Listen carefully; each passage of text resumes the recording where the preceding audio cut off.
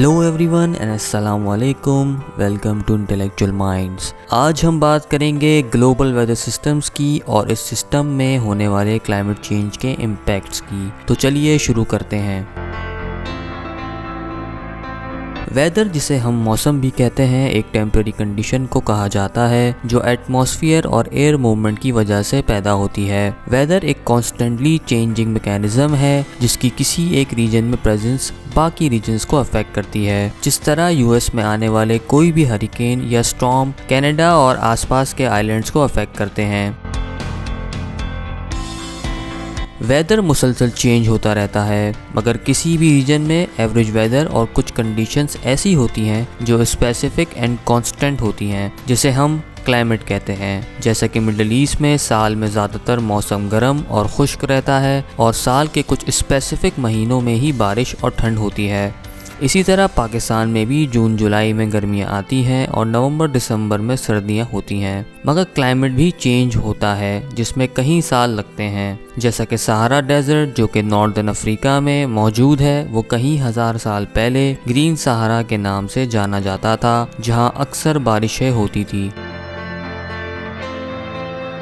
Weather को समझने के लिए इसके कंपोनेंट्स को जानना बहुत ज़रूरी है। वेदर के कंपोनेंट्स में temperature, atmospheric pressure, wind, humidity, precipitation and cloudiness शामिल है। ये 6 कंपोनेंट्स वेदर के बारे में आगाही फराहम करते हैं और मेट्रोलॉजिस्ट इन्हीं कंपोनेंट्स की स्टडी के थ्रू वेदर को फोरकास्ट करते हैं। सबसे पहले टेम्परेचर की बात कर लेते हैं। टेम्परेचर गर्म या ठंडे एटमॉस्फेयर के बारे में बताता है, मगर टेम्परेचर एक रिलेटिव टर्म है जिससे मुराद ये है कि अगर 30 डिग्री सेल्सियस टेम्परेचर शदीद गर्मी यानी कि 40 डिग्री सेल्सियस के बाद होगा तो ये मौसम ठंडा होने की अलामत है, मगर अगर यही 30 डिग्री 18 डिग्री सेल्सियस के बाद रिकॉर्ड किया जाएगा तो इसे मौसम के गर्म होने की अलामत समझा जाएगा। सबसे ज़्यादा ठंडा टेम्परेचर अर्थ पोल के पास होता है, जबकि सबसे ज़्यादा गर्मी इक्वेटर के पास पाई जाती है।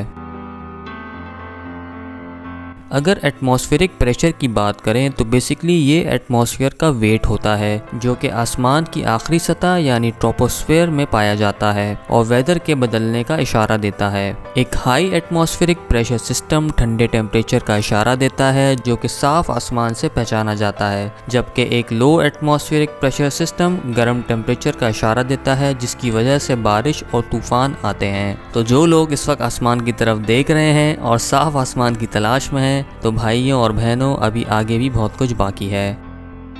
एटमॉस्फेरिक प्रेशर और एल्टीट्यूड इन्वर्सली प्रोपोर्शनल होते हैं, क्योंकि जैसे जैसे एल्टीट्यूड बढ़ता है एटमॉस्फेरिक प्रेशर कम होता रहता है। इसकी मिसाल इस चीज़ से मिलती है कि माउंट किलिमंजारो जो कि तंजानिया में मौजूद है, जिसकी लंबाई तकरीबन कुछ 6000 मीटर्स लंबी है, वहाँ एयर प्रेशर सी लेवल के मुकाबले में तकरीबन 60% कम होता है। अब अगर विंड यानी हवा की बात करें तो ये रीजन्स के टेम्परेचर और एटमॉस्फेरिक प्रेशर में फ़र्क की वजह से पैदा होती है और ठंडे एरियाज़ यानी कि हाई प्रेशर एरियाज से गर्म एरियाज़ यानी कि लो प्रेशर एरियाज़ की तरफ चलती है। विंड्स की मुख्तलिफ इकसाम हैं जिसमें जेट स्ट्रीम्स सबसे अहम है जो कि 10 माइल्स ऊपर आसमान पर यानी कि ऊपर एटमॉस्फेयर में पाई जाती है। Jet streams on average 140 mile से लेकर तकरीबन 275 माइल्स पर घंटे की रफ्तार से चलती हैं और ग्लोबल वेदर सिस्टम को चेंज करती हैं।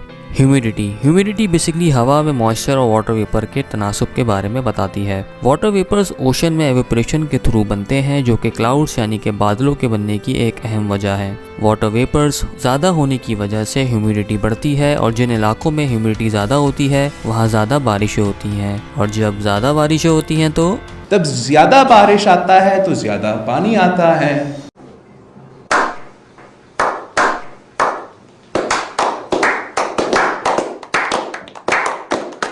तो सबसे ज़्यादा ह्यूमिडिटी इक्वेटर के आसपास मुल्कों में पाई जाती है। सिंगापुर शहर इसकी एक बहुत अहम मिसाल है, जहां इंडियन ओशन की वजह से सैचुरेशन बढ़ती है और बारिशें होती हैं। तो वेदर सिस्टम्स को अगर आसान अल्फाज में बयान करें तो ये सिंपल गर्म और ठंडी हवा की मूवमेंट्स हैं। इन मूवमेंट्स को हम low pressure and high pressure systems कहते हैं। हाई प्रेशर सिस्टम्स बेसिकली ठंडी और खुश्क हवा की मूवमेंट को कहते हैं जो कि मॉइस्चर और बादलों को बनने से रोकती है, जबकि लो प्रेशर सिस्टम में गर्म हवाएं मॉइस्चर को बनाने का सबब बनती हैं, जिसकी वजह से बारिशें और तूफान आते हैं।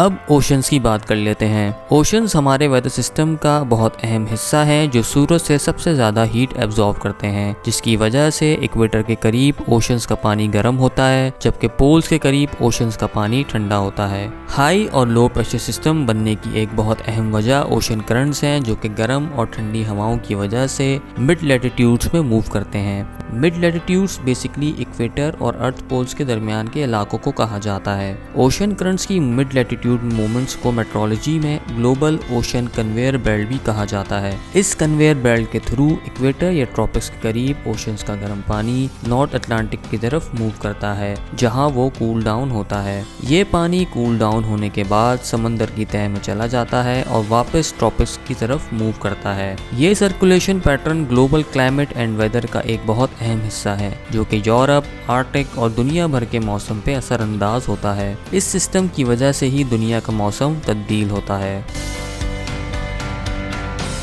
अब थोड़ा सा बात कर लेते हैं कि ग्लोबल वार्मिंग किस तरह हमारे वेदर सिस्टम्स पे असरअंदाज हो रही है। ग्लोबल वार्मिंग में इंसान की पैदा करता ग्रीन हाउस गैसेस की वजह से सूरज से ज़मीन तक पहुंचने वाली हीट ट्रैप हो जाती है, जिसकी वजह से ग्लोबली टेम्परेचर बढ़ता है जो हीट वेव्स और ह्यूमिडिटी का बाइस बनता है। गर्मी बढ़ने की वजह से ग्लेशियर्स मेल्ट होते हैं जो सी लेवल में इजाफा करते हैं और ग्लोबल कन्वेयर बेल्ट की मूवमेंट को भी स्लो करते हैं। हीट ट्रैप होने की वजह से लो प्रेशर सिस्टम ज़्यादा डेवलप होते हैं जो शदीद बारिशों और तूफान का बाइस बनते हैं। इसके अलावा सी लेवल्स बढ़ने की वजह से वो आइलैंड्स भी खतरे में आ रहे हैं जो इस वक्त सी लेवल से नीचे हैं।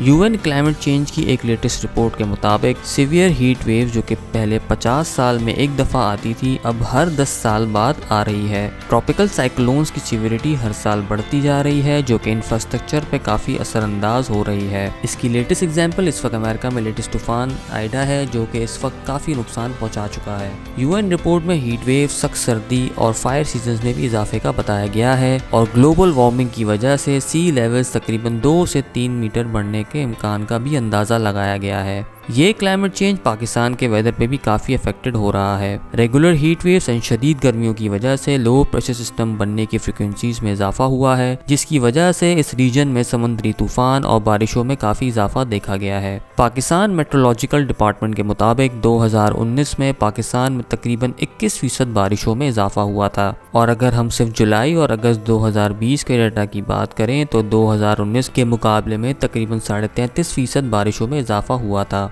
यही इजाफा फ्लडिंग की वजह बनता है जो इंसानी जानों और जिंदगियों पर काफ़ी असरअंदाज होता है। इसके अलावा पाकिस्तान के टेम्परेचर एक्सट्रीम्स और उनके पीरियड्स में भी काफ़ी इजाफा देखा गया है। क्लाइमेट चेंज के इश्यूज़ को सही तरीके से टैकल करने के लिए एक मजबूत हिकमत अमली की ज़रूरत है, वरना इन वेदर एक्सट्रीम्स में और इजाफा होने के इम्कानात हैं जिसके पाकिस्तान पर काफ़ी नेगेटिव असरात हो सकते हैं। अगर आपको ये वीडियो पसंद आई है तो सब्सक्राइब करें, लाइक करें, शेयर करें और बेल आइकन का बटन दबाएं ताकि आपको हमारी आने वाली तमाम वीडियोस का नोटिफिकेशन मिलता रहे।